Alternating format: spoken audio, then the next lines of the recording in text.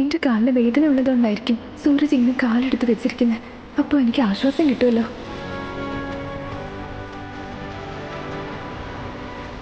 Please എഴുന്നേൽക്കല്ലേ, please എഴുന്നേൽക്കല്ലേ.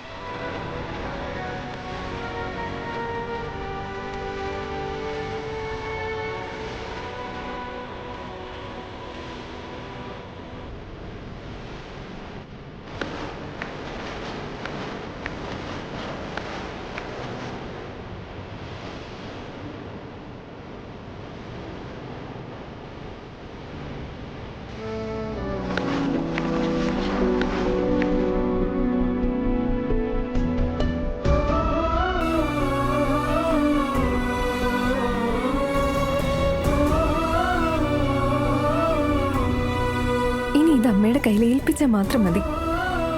എന്റെ tension മാറി.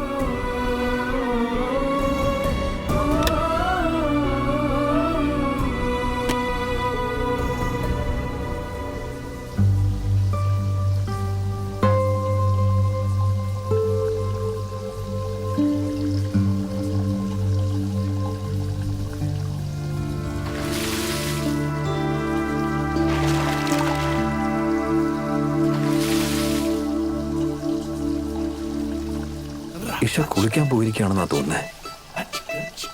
ഇപ്പൊ ആ സോക്സ് ഒക്കെ ഊരി മാറ്റിയിട്ടുണ്ടാവും.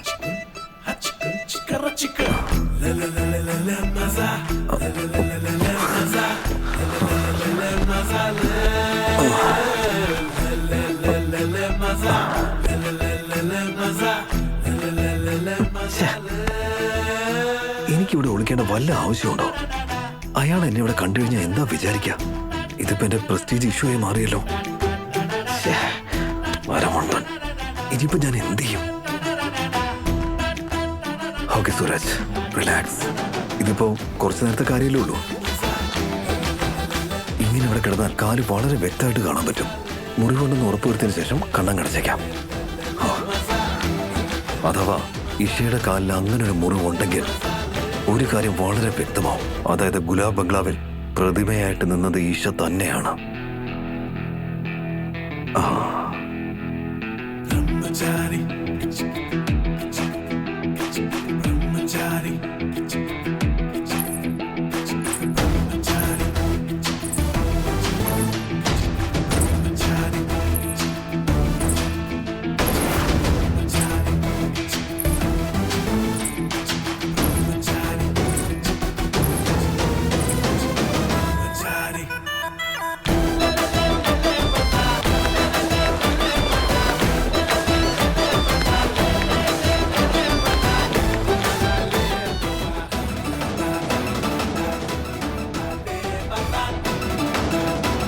അല്ലെങ്കിലേ ഭയങ്കര നീളമുള്ള മുടിയാ.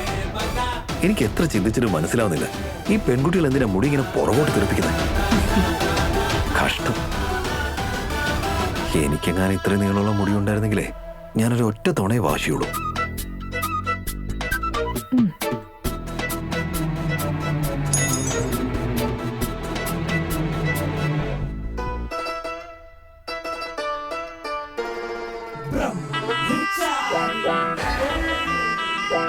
അയ്യോ എന്റെ പൊന്നെ, എന്തൊക്കെയത്? പവനപുത്ര, മാപ്പ് തരണേ.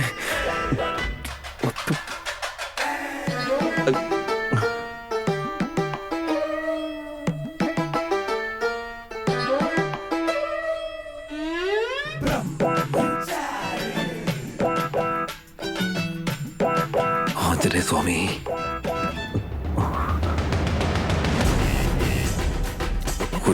ഒരു തവണ തിരിയെ രക്ഷ, ഒന്ന് തിരിയ് പ്ലീസ്. തന്റെ കാല മുറിവുണ്ടെന്നുള്ള ഒറ്റ കാര്യം മാത്രം എനിക്ക് അറിഞ്ഞാൽ മതി. പ്ലീസ് പ്ലീസ് ഒന്ന് തിരി പ്ലീസ്.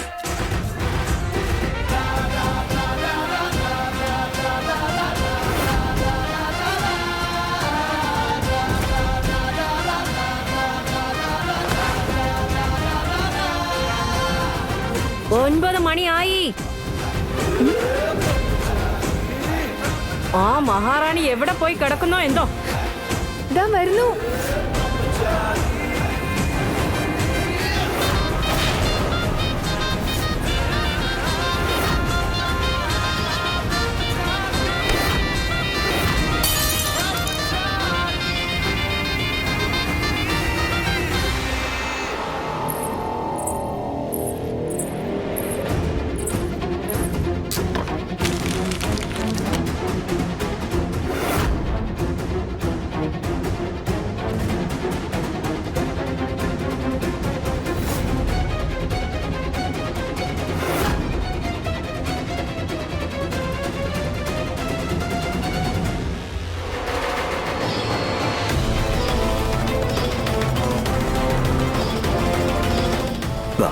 നിങ്ങളുടെ പേയ്മെന്റ്. എനിക്കിങ്ങോട്ട് മനസ്സിലാവുന്നില്ല, ഇതിപ്പോ എനിക്ക് മണ്ടത്തരം പറ്റിയതാണോ അതോ ഈ പെണ്ണ് സൂത്രശാലിയാണോ? ഇന്നലെ രാത്രി അപ്പോൾ ഞാൻ ഇയാളുടെ നിബന്ധന പ്രകാരമുള്ള പൈസ വാങ്ങിക്കൊടുക്കാൻ സഹായിക്കായിരുന്നു. കൊള്ളാം മോനെ സൂരജെ, നീയപ്പോ ശരിക്കും മണ്ടനായില്ലേ? ശരിയാ. 48 മണിക്കൂറിനുള്ളിൽ കാശ് സമ്പാദിക്കുമെന്നാ പറഞ്ഞത്. ഇപ്പതാ 48 മണിക്കൂർ പൂർത്തിയായി കഴിഞ്ഞു. താ, നീ അധ്വാനിച്ചുണ്ടാക്കിയ കാശ് എൻ്റെ ഈ കൈ വയ്ക്ക്. അല്ലെങ്കിൽ നിന്റെ പെട്ടിയും കിടക്കയെടുത്ത് ഇവിടുന്ന് പുറത്തേക്ക് പൊയ്ക്കോ. അതിന്റെ ഒരു ആവശ്യം ഉണ്ടാവില്ല.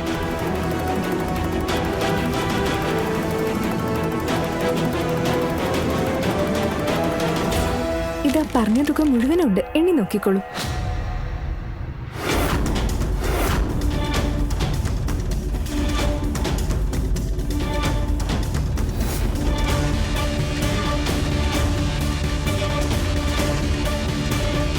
കൊള്ളാലോ, വളരെ പെട്ടെന്നാണല്ലോ നീ കാശ് സമ്പാദിച്ചത്. നീയാള് കൊള്ളാലോ. നിനക്കൊരു അല്പം പോലും നാണമില്ലേ?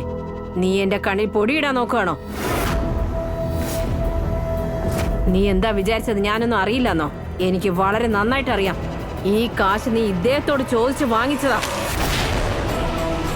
അയ്യോ ഇല്ല അമ്മേ, ഈ കാശ് ഞാൻ ആരോടും ചോദിച്ചു വാങ്ങിയതല്ല. ഇതിലെ ഓരോ രൂപയും ഞാൻ എന്റെ അധ്വാനം കൊണ്ട് ഉണ്ടാക്കിയതാ. എടതി ഞാൻ പറയാം. സത്യത്തിൽ ഞാൻ അവൾക്ക് കാശ് കൊടുക്കാനുള്ള ശ്രമം നടത്തിയിരുന്നതാ. ഇതാ മോളെ, ഈ കവറിനകത്ത് ചേട്ടത്തി നിന്നോട് അധ്വാനിച്ചുണ്ടാക്കാൻ പറഞ്ഞ കാശ് മുഴുവനും ഉണ്ട്. ഇതിനെക്കുറിച്ച് മോള് വേറെ ഒന്നും ആലോചിക്കണ്ട. പിടിക്കേ, ഈ കാശ് കയ്യിൽ വെച്ചോ. പക്ഷെ ഈ കുട്ടി അത് അപ്പോൾ തന്നെ വേണ്ടെന്ന് വെച്ചു. ഇത് ശരിക്കും അവളുടെ അധ്വാനത്തിന്റെ ഫലമാണ്. ചേട്ടത്തിക്ക് അറിയാലോ ഞാൻ കള്ളം പറയില്ലെന്ന്. എന്തായാലും നിന്നെ ഞാൻ സമ്മതിച്ചു. അപ്പൊ ഞാൻ തോറ്റു.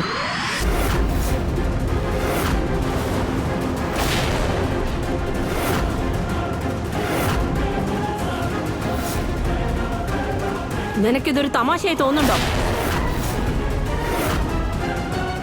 എന്ത് പറ്റിയമ്മേ?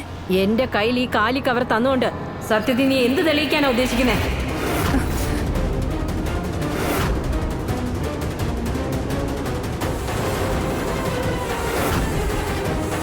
അഥവാ നീ കാശ് സമ്പാദിച്ചു കൊണ്ടുവന്നെങ്കിൽ ഈ കവറിനകത്ത് എവിടെ?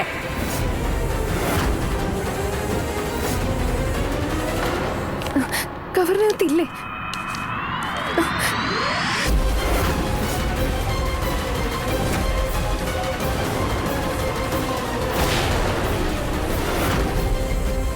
പിന്നെ കാശ് എവിടെ പോയി?